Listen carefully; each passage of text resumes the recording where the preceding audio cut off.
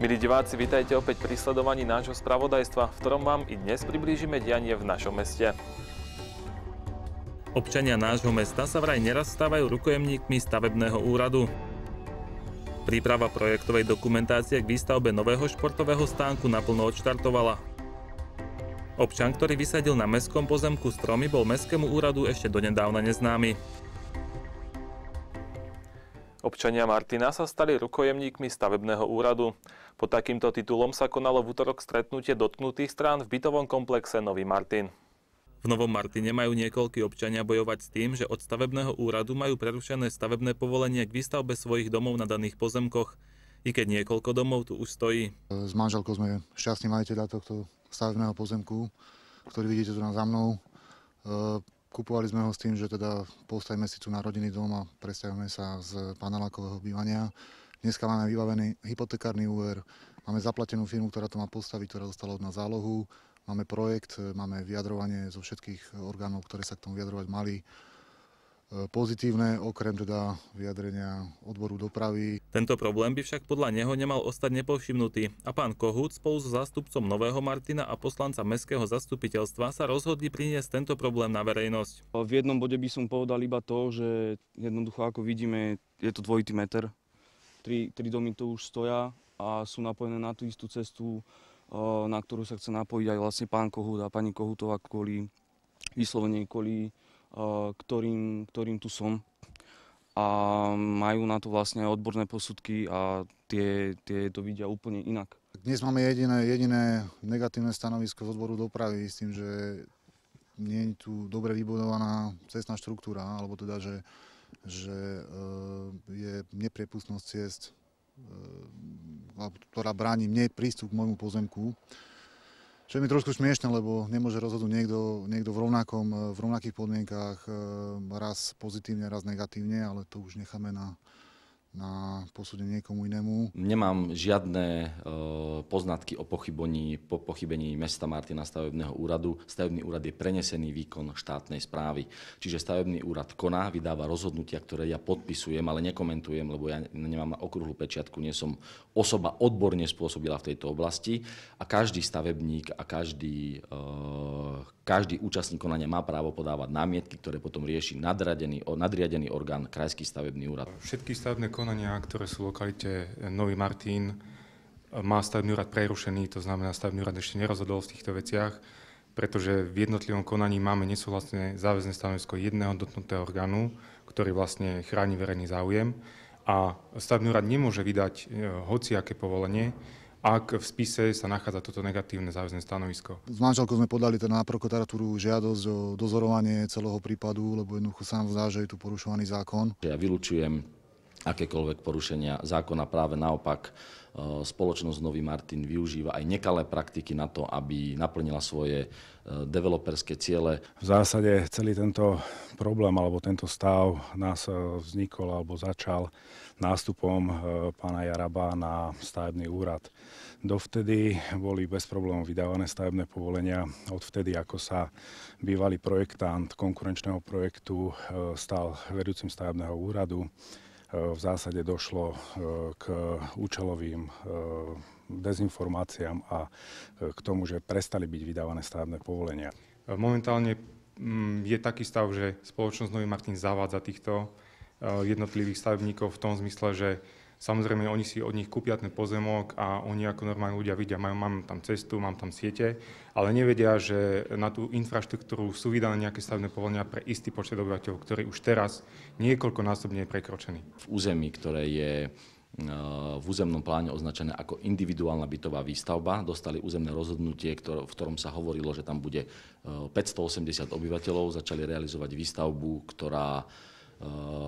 ktorá by tam mala obsahovať až viac alebo okolo 3000 obyvateľov, čo je pre túto zónu neprípustné, a pokiaľ má takáto výstavba pokračovať, musia doložiť nejaké potvrdenia alebo nejaké štúdie, ktoré od nich mesto vyžaduje. Je to účelová dezinformácia. Vždy, keď posudzujete dané územie, musíte ho posudzovať podľa aktuálneho stavu, ktorý je povolený. Čiže to, čo si niekto vymýšľa alebo vravím účelovo tlačí úradníkom do hlavy, to ja neviem nejako dementovať. K tým číslam sa vyjadrovať, ako naozaj, podľa môjho názoru je to jasné. Tie domy tam nestoja a jedna rodina naozaj nemôže zahustiť už existujúcu a skladovanú cestu v absolútne žiadnom prípade. V podstate to, čo tam oni dneska stavajú, oni pokladajú a vysvetľujú si to ako individuálnu bytovú výstavbu, čo je taká otázka, o ktorej sa dá polemizovať a bohužiaľ my, nakoľko neplatia tam regulatívy územného plánu zóny a územný plán mesta dovoluje IBV v tejto lokalite, nemáme priestor na to im to zakázať. Dneska stavebný úrad vydáva protizákonné stanoviská, protizákonné rozhodnutia, vydáva nulitné, svojvoľne vydáva nulitné rozhodnutia, o ktorých už rozhodli nadriadené orgány, čo považujeme za úplne nepripustné. Následne, keďže bol stavebný úrad upozornený, že takto nemá konať, dané názory si prebrali ďalšie orgány, úrad, ako je útor hlavného architekta alebo doprava, ktoré priamo podliehajú vedeniu mesta, primátorovi mesta. Cestný správny orgán v podstate podotkol na to, že tie stavebné povolenia boli vydané pre 550 obyvateľov tej cesty a chce alebo žiada prepočet prepustnosti tých 3 ohnízk toho celého územia na existujúcu infraštruktúru mesta. Doteraz to v podstate spoločnosť Nový Martin nejako nepredložila a keď predložila, tak bol to dokument, ktorý bol v rozpore s územným plánom sídla. Samozrejme, všetky tieto siete sú dimenzované na základe nejakých STN noriem, ktoré sú vlastne vzorec, ktorý sa nedá vypočítať nejakými 2-3 spôsobmi. Čiže keď sme predložili znalecké posudky, tie hovoria o nejakej kategórii, že v prípade, že sa bavíme o kategórii A, čiže absolútna priepustnosť územia, bavíme sa o 2300 obyvateľoch. Čiže zjavne odtiaľ to majú nejaké takéto číslo, ktoré je samozrejme hypotetické, hovorí o tom, že aká kapacita tu je. My samozrejme situáciu sme si preverovali a jednoducho študovali sme aj územný plán, ktorý je absolútne v súlade. Mal som k dispozícii dokonca fotky, kde primátor poklepával základný kameň, takže ja som nemal dôvod neveriť tomu, že mesto je orgán, ktorý to tu podporuje. Urobili v podstate chybu, že si nepreverili buď na meste alebo na stavebnom úrade, v akej fázi je tá predmetná lokalita a či je tam možné v podstate vydávať nejaké stavebné povolenie alebo nie. Ja som to oznámil aj primátorovi, že v ďalšom kroku budeme zvažovať ďalšie právne kroky. To znamená, že samozrejme budeme žiadať od mesta, lebo jednoducho jeho orgány sa dopúšťajú protizákonnosti to, aby tieto škody nejak nahradili. My stojíme jednoznačne na strane obyvateľov mestskej časti Stráne a Záturčiek, ktorí tam žijú, ktorí už nemajú urobiť inú voľbu urobiť. A pokiaľ tam vznikne takáto masívna investičná výstavba a bude tam chodiť 3000 ľudí autami, tak jednoducho sa to dotkne obyvateľov dotknutých častí, ktorí nám aj napísali sťažnosť a my túto sťažnosť musíme riešiť, lebo sú to naši obyvateľia. Aj práve preto tu som. Budem sa to snažiť riešiť jednak na tej komisii, kde verím, že dospejeme k takému záveru a možno objektívnemu a odbornému. A jednak, ak to bude nevyhnutné, je to interpelácia vedúceho vlastne stavebného úradu. Hlavným cieľom, ja som rád a akceptujem, že jednoducho doteraz mesto a toto vedenie nemá také veľké súdne spory, ale toto aspoň podľa môjho názoru je veľmi nahnuté na tú stranu, ktorá nie, že bojuje, ale nič iné nezostáva s mestom. Aby sme k tomu jednoducho zabránili, aby táto rodina dostala jednoducho stavebné povolenie.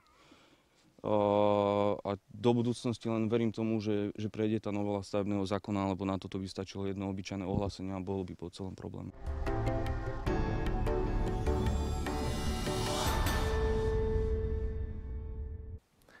V utorok do poludnia došlo v zasadačke spojenej školy k slávnostnému podpísaniu zmluvy za účelom združenia finančných prostriedkov pre výstavbu športového areálu.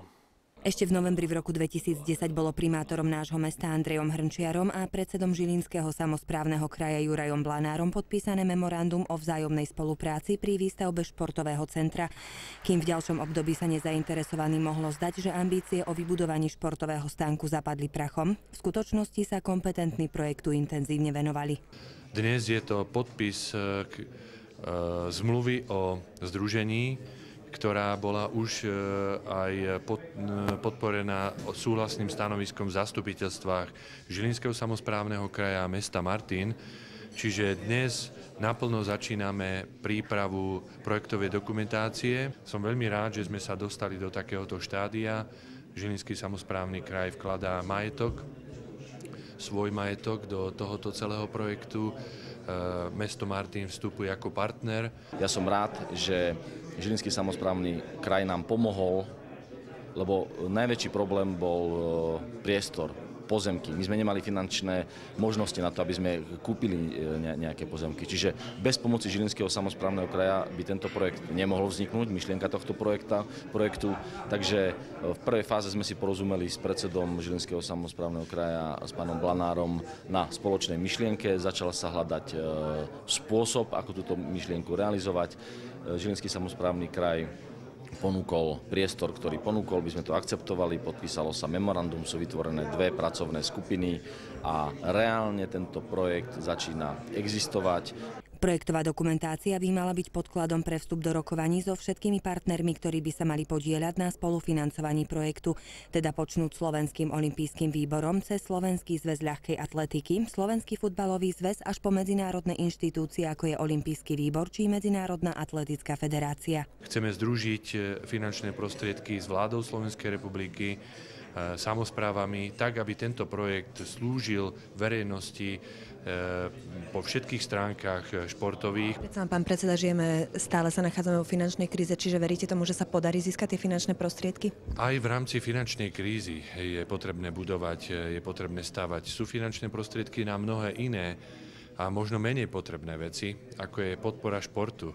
A tu sa za dlhé roky, za možno 20 rokov do infraštruktúry športu nedalo absolútne nič. O štadióne sa už veľmi dlho rozpráva sa v teoretickej rovine, ale možno práve teraz, keď bude zaujímať všetkých naozaj fanúšikov športu, keď je taká reálna možnosť, že nadobudne tie reálne kontúry.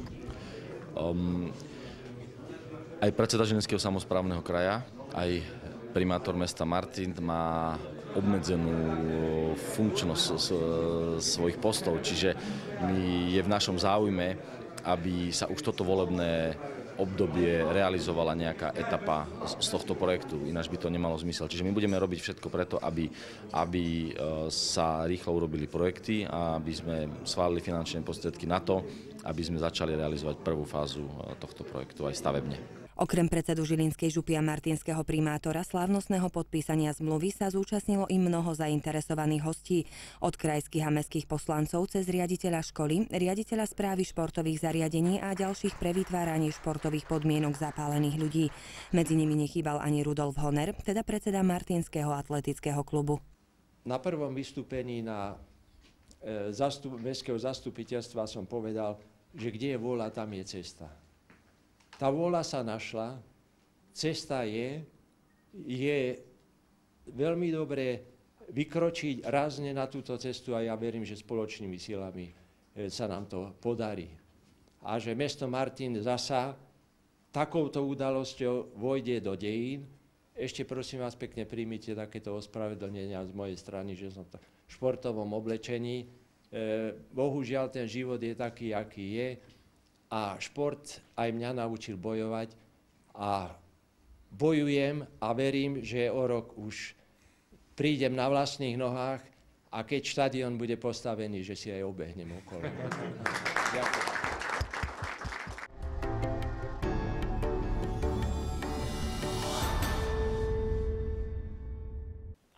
V utorok popoludní sa v malej zasadačke Mestského úradu stretli poslanci na riadnom rokovaní Mestskej rady. Prvé rokovanie členov Mestskej rady sa konalo len deň pred mestským zastupiteľstvom. Program, ktorý mali poslanci pred sebou, bol v porovnaní s predchádzajúcimi rokovaniami pomerne skromný, no zahŕňal niekoľko pre mesto podstatných bodov.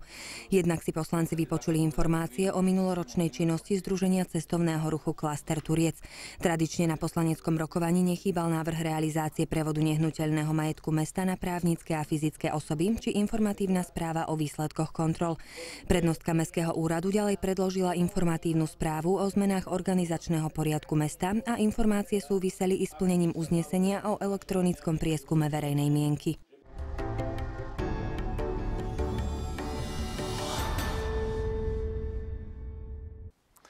V jednom z parkov na sídlisku Sever si môžete všimnúť 16 nových stromkov. Keďže ich nesadilo mesto, zisťovali sme, kto tak vykonal. Mestskú časť Sever pokladá predseda výboru tejto mestskej časti za sídlisko, kde je dostatok zelene. A to z dôvodu, že bola vysádzaná občanmi ešte v čase výstavby bytových domov. Dnes už tie stromy niektoré dožívajú, takže sa mi zdá, že problém verejnej zelenej je na severe snáď druhý, tretí najvážnejší. A občania často žiadajú, alebo žiadali mesto, aj nás, aby sme im s tou zelenou pomohli. To znamená, aby buď stromy boli orezané, alebo aby boli vypilené a nahradené novými. Takýto postup sa zrejme udial i nedávno, keďže dnes môžete nájsť v tomto parku 16 nových borovíc. Na jednej strane ma to teší, že sa našiel človek, občan zrejme, ktorého táto otázka tak zaujíma, že sa rozhodol nasadiť stromky iniciatívne sám. Ale na druhej strane všetko by malo mať svoje normy, svoje limity a dodržiavanie nejakých tých predpisov a myslím si, že na mestskom podzemku samozrejme sa nedá sadiť len tak, že niekto príde a niečo vysadí, ale malo by to byť výsledkom nejakého rozhodnutia. Zvlášť vtedy, keď tie stromčeky sú v akejsi parkovej časti a nie sú tesne pri bytovom dome, kde dajme tomu ten občan býva. To je potom niečo úplne iného. V tomto prípade sú stromky vysadené na mestskom pozemku, čiže ide o mestskú zeleň a tak pracovníci mestského úradu preverovali danú situáciu. Urobili sme obliadku, zistili sme, že je tam vysadených 16 kusov čiernych borovíc a neskôr, keď sme spätne zisťovali, ako k tomu došlo, zistili sme, že ešte v roku 2009 požiadalo jedno zo spoločenstiev vlastníkov bytov na severe o odstránenie niektorých drevín a súčasťou povolenia na toto odstránenie bola požiadavka tak, ako určuje zákon. Teda do 2 rokov mal žiadateľ vykonať náhradnú výsadbu. Jej výsledkom je týchto 16 borovíc. Teda toto spoločenstvo vlastníkov bytov nám predložilo aj faktúru, ktorá potvrdila to, že si u istej firmy objednali výsadbu týchto 16 stromov a že ju zrealizovali na mieste, ktoré im v tom roku 2009 odporúčil pracovník mestského úradu, ktorý má na starosti zeleň.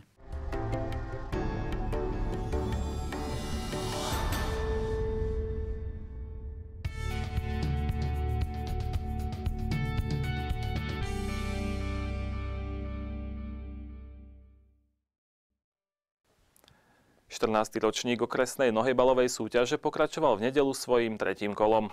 Do telocvične 8-ročného gymnázia Jozefa Letricha prišli poctivo všetky v súťaži sa prezentujúce mužstvá. To možno považovať za vcelku pozitívne, predsa len po vianočných sviatkoch sú tie kondičky trošku nabúrané. Po sviatkoch, viete, každý je rád, že si zajde do telocvične a v podstate dneska sa ukazuje, že tá prestávka, ktorá bola medzi 2. a 3. kolom vianočná, zasa ukazuje, že sme niečo nabrali na seba, niečo sme sa naučili a s niečím novým sme zase prišli. To niečo nabrali na seba znamená čo? No kila predovšetkým, samozrejme, aspoň niektorí, no ale v každom prípade si myslím, že to pokračuje tak, ako sme si povedali na začiatku. Teda v zmysle, aby starší odovzdávali a zrejme nie len tie herné skúsenosti mladším.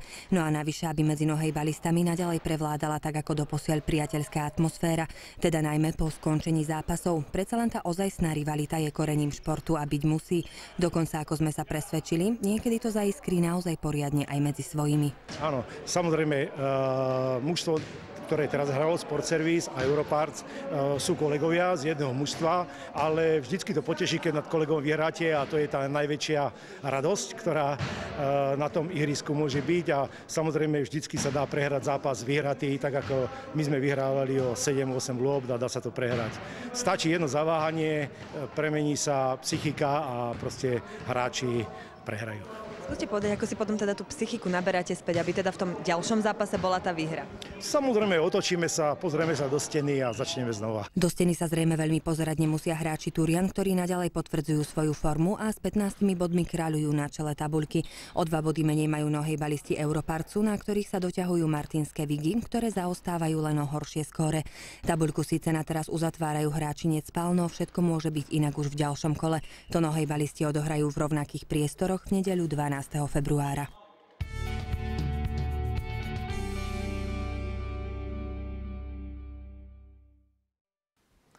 Milí diváci, a to už bola záverečná informácia dnešných správ. Ja vám ďakujem za pozornosť a uvidíme sa opäť v piatok. Dovidenia.